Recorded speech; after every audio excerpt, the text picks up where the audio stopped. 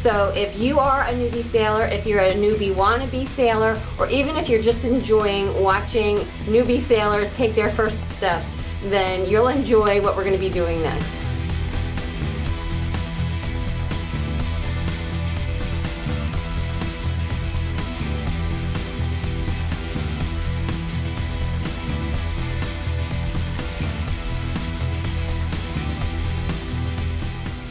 On our last episode of Sailing Nervous, we took the boat out and raised the sails on the Coosaw River to practice sailing the boat because we're going to need that skill to face the challenge that's ahead of us.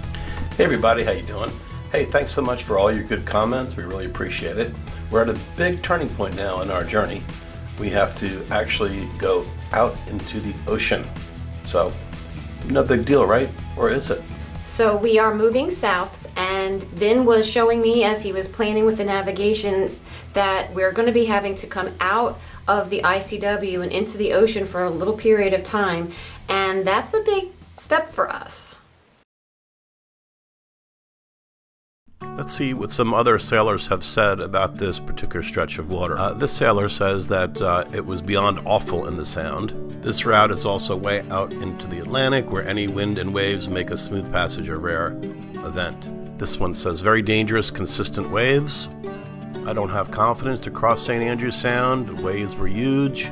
I was rolling down and up them like the perfect storm. Very stressful. This Captain Stoltz from Portsmouth. These captains said they're rolling 30 degrees port and starboard. That's a pretty extreme roll that keeps on going. Not fun. And on the popular crowdsourced Active Captain, I've never seen a hazard that says dangerous wave potential. Usually it's just shoaling or obstruction in the water. This one says careful, careful, breaking waves sharp and steep. Otherwise prepare for a rough passage. This captain says we got beat up pretty good on this passage. The first thing to understand is that if you're going to go out into the ocean, you have to get out there through an inlet. And not all inlets are created equal. There are some inlets that are highly recommended to use, and there are others that are actively discouraged, saying do not go out into the ocean through this inlet. Heading south on the Intracoastal Waterway, you have to go through a very kind of unusual situation in that it's a very narrow channel, and you are required to go out into the ocean a bit, and you have to go around this, it's red number 32, and then you have to come right back in, and you can't just go straight down, straight south or straight north, because there is tremendous shoaling, and this can be dangerous because when the water goes from a very deep basin to shallow, then waves can really get tall. In fact, the Intracoastal Waterway guide that I was reading said sometimes there's 9-foot standing waves here. And so it's definitely something that is going to be a challenge for us because it's going to be determined on what the tide and the wind is doing, and there's a lot of things to kind of figure out to make a safe passage. So let's take a look at what makes this so challenging. Well, first of all, it's a very narrow area where there's deep water, and there is shoals all over the place, and it's right out into the ocean, which is one of the reasons why it's so dangerous off of Cape Hatteras, because it's the same dynamic in a sense, in that it's really super shallow water, but it's out in the ocean, and the waves can really get steep, and also you can go aground. And I don't think I would want to go aground out in the ocean, exposed so much to the waves. It could be, you know, a bit of a problem. And so you can't just go straight north and south because it gets very, very shallow. So this is going to be something that I'm going to have to review and look and make sure we're prepared for.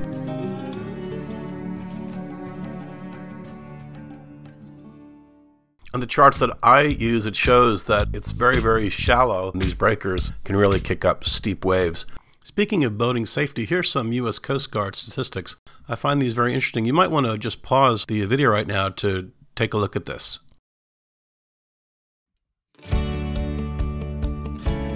Sailors say it's a lot safer to actually sail out clear in the ocean because, you know, you're not going to like slam into anything. What's actually more dangerous is closer to land, because then you can have rocks and you can have shallow areas and inlets that have shifting sands, and so it's actually more dangerous to be coming in and out and near these inlets than it is out in the open sea. That's why a lot of real sailors, if there's a storm that kicks up, they would just rather go out farther out into the ocean because it's actually safer than trying to navigate in waters and shallow areas closer to land.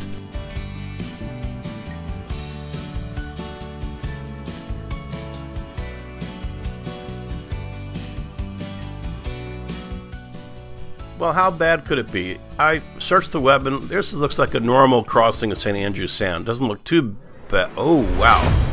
Okay, I don't think I'm psyched for that. This is a calm day. I'd hate to see what a bad day is. I'm already getting seasick just watching the video. There's got to be a better way to do this. This is not my idea of fun. And with that chaos, you got to make sure that you just stay on a perfect course and don't go 5 feet to the right or left. Otherwise, you're going to go aground. Okay, there's got to be another way to get south.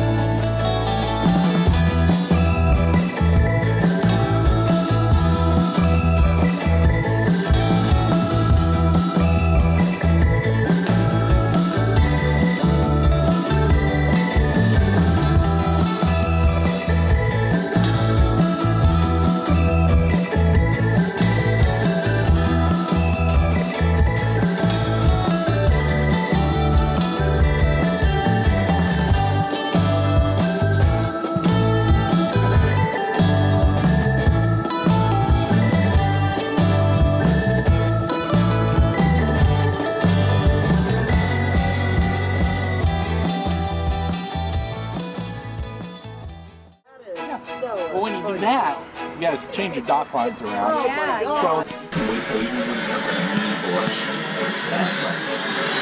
way up the line, it's 22.3.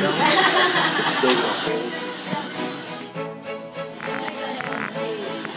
It hips the shoulders down. Thank you. stop them. Stop them.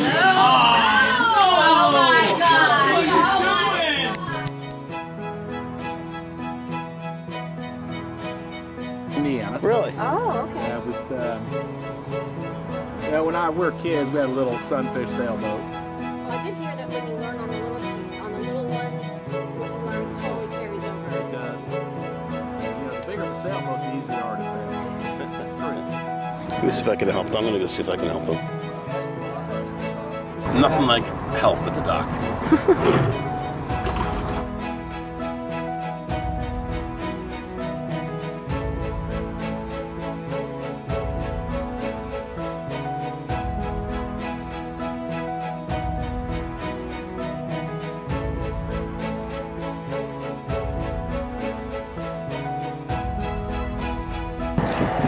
So this is a zinc fish that we put over the water. Now some people think that, oh, just because I put it over the water, it magically picks up stray electrical currents in the water. But actually, this is connected into a functional bonding system. Without getting into what bonding systems are, basically, it's a way that all the metals in the boat are connected. And a lot of boats have a zinc or aluminum plate set in the hull that acts as an ignoble metal that it begins to degrade first, so that the other nice parts of the metal, like your propeller shaft and your seat cocks, don't get destroyed. We did have a zinc sacrificial anode, is what they're called, a sacrificial piece of metal connected to our hull. But when we bought the boat, it was so degraded, and actually the bearings that connected that to the hull itself looked so degraded, it didn't look functional. Like next summer when we put the boat on the hard, we can make a real plate of zinc that's attached to the bottom side of the hull. But until then, this does the job just as good. You gotta make sure it's set every time, and it's gotta be plugged in to the bottom of where there's a bonding network. It's hard to explain, but bottom line is, it does the job, but you want to make sure that your boat is protected from the electrolysis and the degradation. The electrical energy can actually just eat up all the metal underneath the water, which you don't want. So I'm scraping this off because what happens is that we've been to places where there's lots of sea growth in the bottom and a lot of mud, and it begins to cake over the zinc. And then the zinc's no good because it's like the zinc is encased. And so I got to scrape it off and make it a fresh zinc. But there's plenty zinc left on here. So that's just what I'm doing here.